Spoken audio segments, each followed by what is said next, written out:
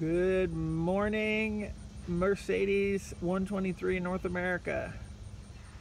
It's Alex here, and this is I haven't confirmed from the color code, but looking at it, I think it's Mesa Red 82 that a member from a little ways south of me picked up and drove up here for me to check it out. And there's Dylan Cartier's little 220D that's running dandy with the DBS wheels on it.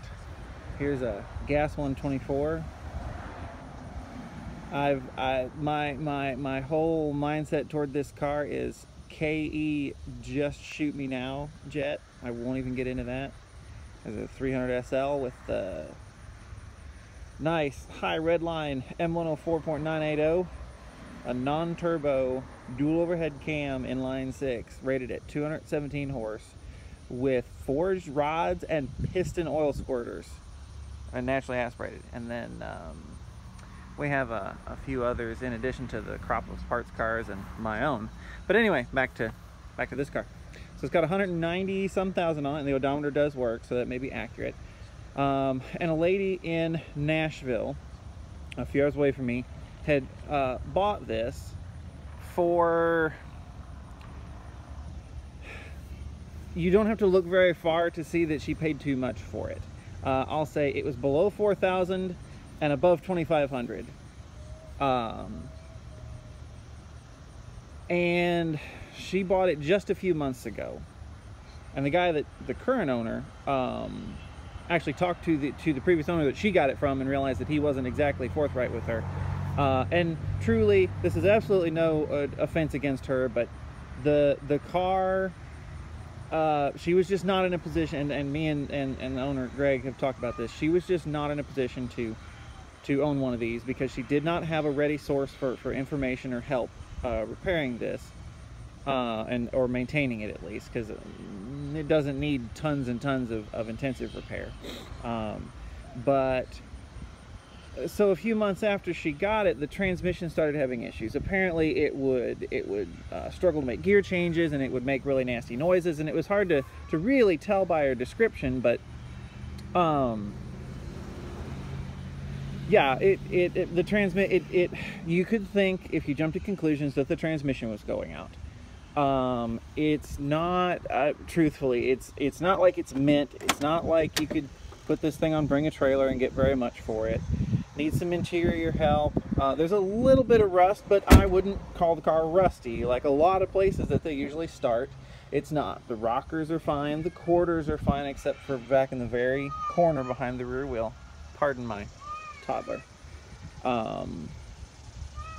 It's more than a great starting point, but it is not a car that you could afford to own unless you either undertook to DIY a lot or had someone that was willing to do some work. But anyway, so she took it to a shop in Nashville, and it's obvious that, and she didn't say that they looked into it very much. I'm assuming they maybe just drove it.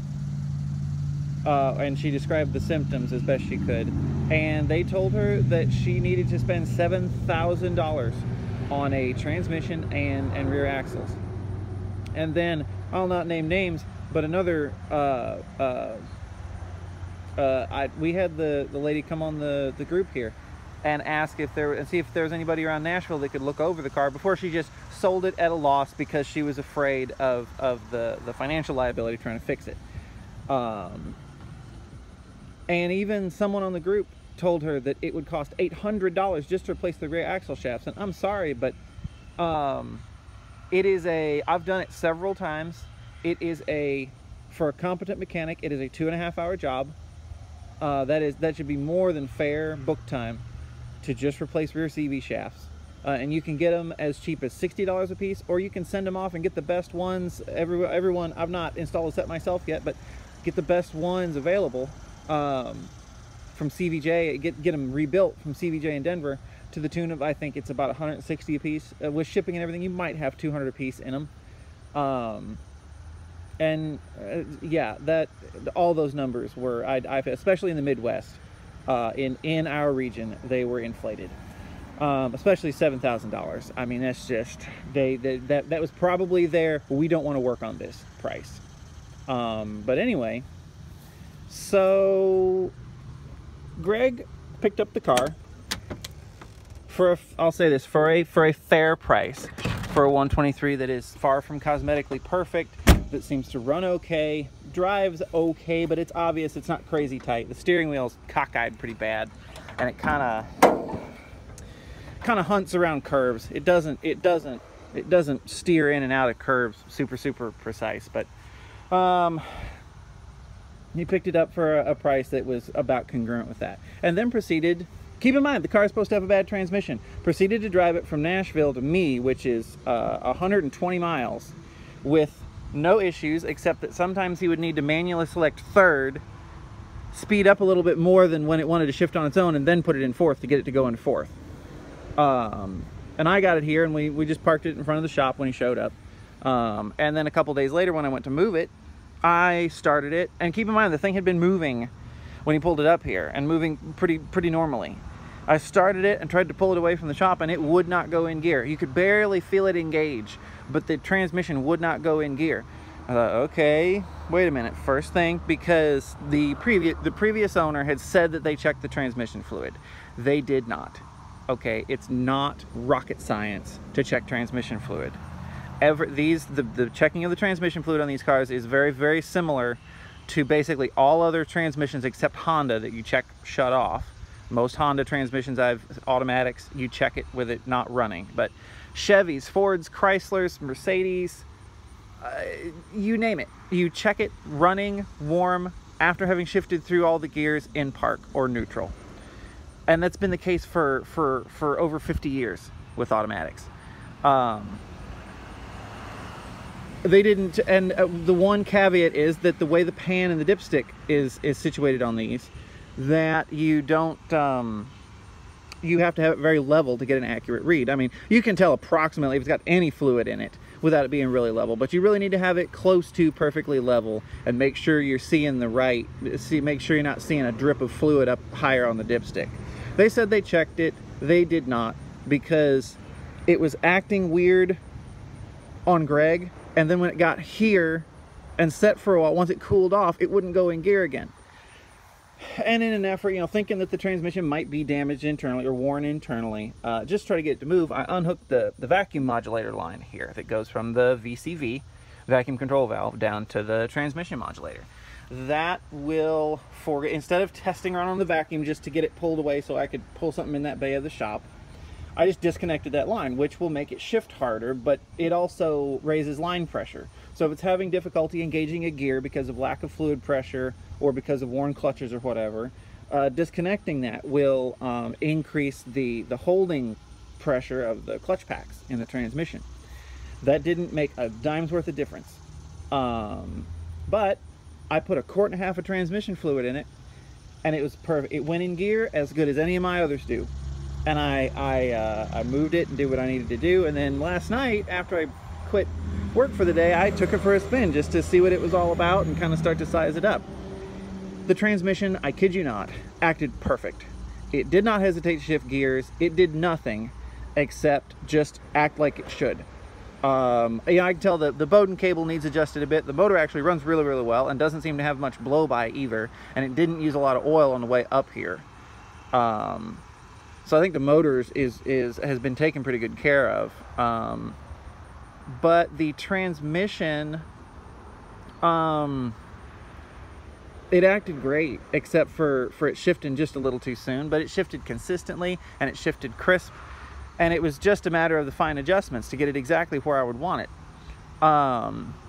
And what was it? I popped the hood right after I left the shop with it. I realized it was shifting too soon, so I popped the hood to tweak on the Bowden cable.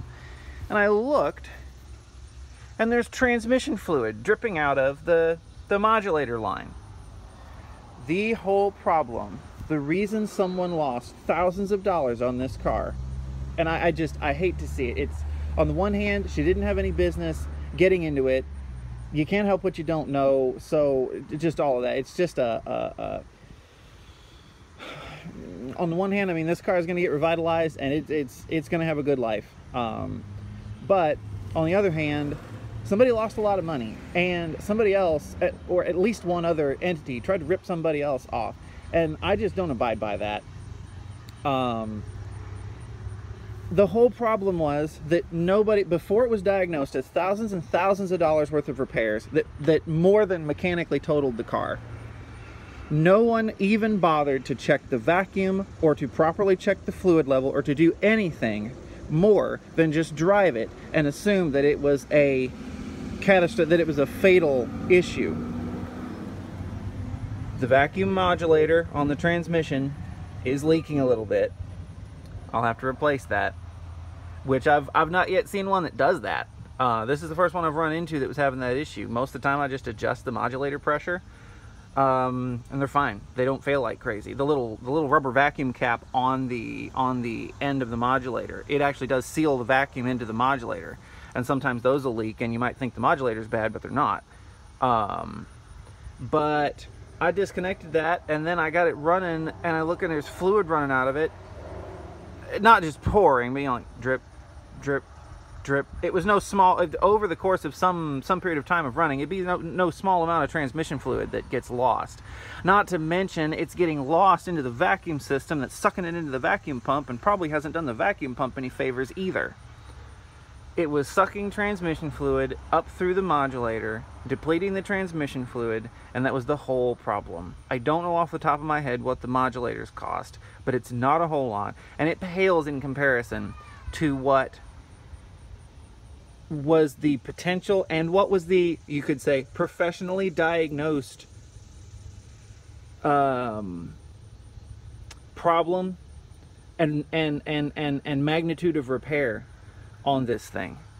And now it looks like the most I will need to do is replace the modulator, replace the fluid, and do the CV shafts because the boots are ripped, but they're not making noise yet.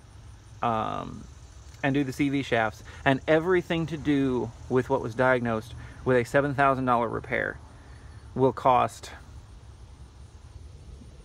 even to do it with the highest quality parts, and even billing at a higher labor rate than what I do here in small town Kentucky, would be under $1,000, and it will be fine. Yeah, just goes to show it never pays to assume that something is more severe, because yeah, professional, and I don't hold it against professionals, because like I said, you can't help what you don't know. But as I commented on something else to do with cruise control plugs and glow, all the wiring over here on this fender, if you don't know, it doesn't do any good to talk out of turn and to diagnose things. It's just not helpful in any way, shape, or fashion, except that maybe it gets somebody out of your hair. Yeah, a day in the life of a W123 specialist. Peace out.